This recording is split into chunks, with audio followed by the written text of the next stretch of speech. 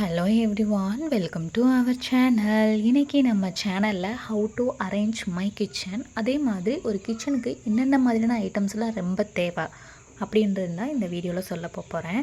நம்ம சேனலை சப்ஸ்கிரைப் பண்ணாமல் பார்த்துட்டு இருந்தீங்கன்னா கண்டிப்பாக நம்ம சேனலை சப்ஸ்கிரைப் பண்ணிவிட்டு பாருங்கள். இந்த வீடியோ யாருக்கெல்லாம் யூஸ்ஃபுல்லாக இருக்கும் அப்படின்னு கேட்டிங்கன்னா, பேச்சுலர் பசங்களுக்கு. அவங்களுக்கு மட்டும் இல்லைங்க, ஏன் பசங்க மட்டும்தான் இப்போலாம் பேச்சுலராக இருக்கிறாங்களா, படிப்புக்காக நிறைய பொம்பளை பிள்ளைங்களுமே தூரத்தில் போய் படிக்கிறாங்க. அப்போ ஆஃபீஸ் ரூம் ரெண்ட்டோ காலேஜில் ஹாஸ்டல் ரெண்ட்டோ அதிகமாக இருக்கிற ரீசன்னால் தனியாக ஒரு 4-5 பிள்ளைங்க குரூப் ஃபார்மாக சேர்ந்துட்டு இந்த மாதிரி ரூம் எடுத்து அவங்களாம் சமைச்சு சாப்பிட்டுட்டு நிறைய பேர் இருக்காங்க இல்லைங்களா.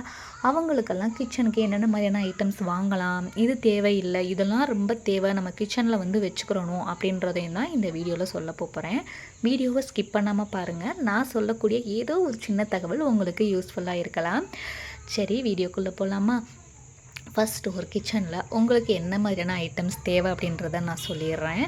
கிச்சனை முடிஞ்ச அளவுக்கு மெஸ்ஸியாக வச்சுக்காதீங்க. அது நம்மளுக்கு சமைக்கிறதுக்கு ஆசையே வராது.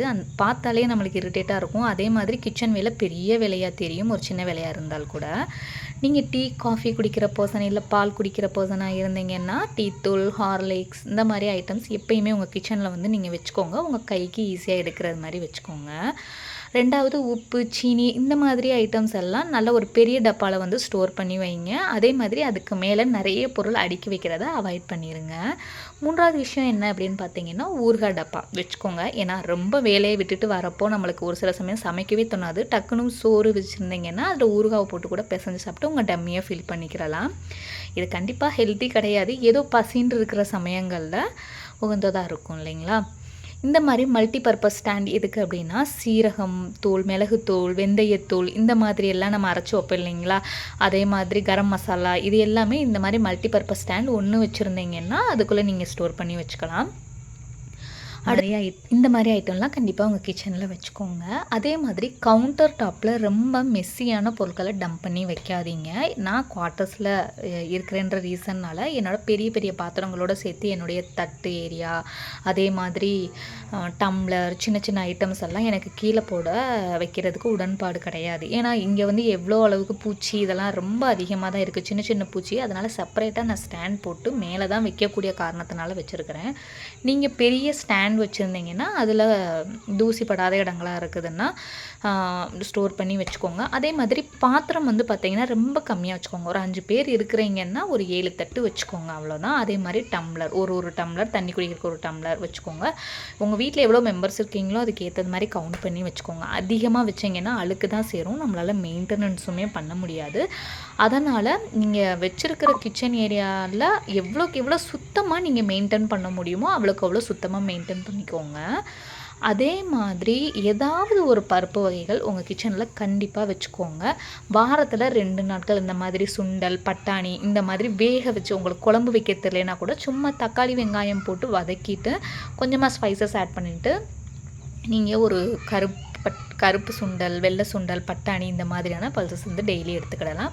அதே மாதிரி பட்டரு, நெய் இது எல்லாமே கிச்சனில் வச்சுக்கோங்க. ஃப்ரிட்ஜ் வச்சுருக்கிறீங்கன்ற பட்சத்தில் ஃப்ரிட்ஜில் ஸ்டோர் பண்ணி வச்சுக்கோங்க. ஏன்னா ஒரு ப்ரெட்டு கூட டோஸ்ட் பண்ணி சாப்பிட்றதுக்கோ, சாதத்தில் பிரட்டி சாப்பிட்றதுக்கோ, நீங்கள் பசியாக இருக்கிற சமயங்களில் இதெல்லாம் ரொம்பவே ஹெல்ப்ஃபுல்லாக இருக்கும். ரொம்பவே நம்மளுக்கு ஒரு ஹெல்த்தியான ஃபுட்டும் கூட.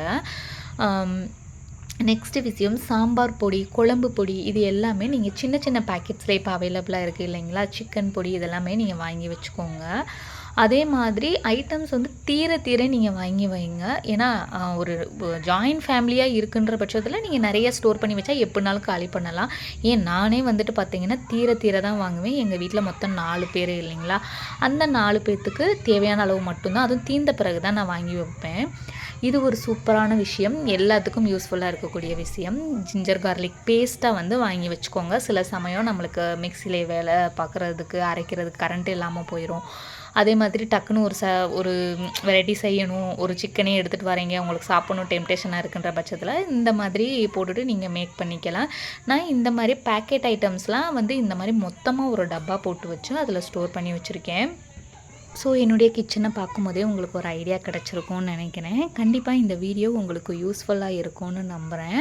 இதே மாதிரி இன்னும் நிறைய கிச்சனுக்கு தேவையான டிப்ஸ் அண்ட் க்ளீனிங் டிப்ஸ், அதே மாதிரி என்னென்ன மாதிரியான பொருட்கள் நீங்கள் யூஸ் பண்ணலாம் அப்படின்னு சொல்லிட்டு நம்ம சேனலில் அடுத்து வரப்போகிற வீடியோவில் இருக்கும். Keep supporting.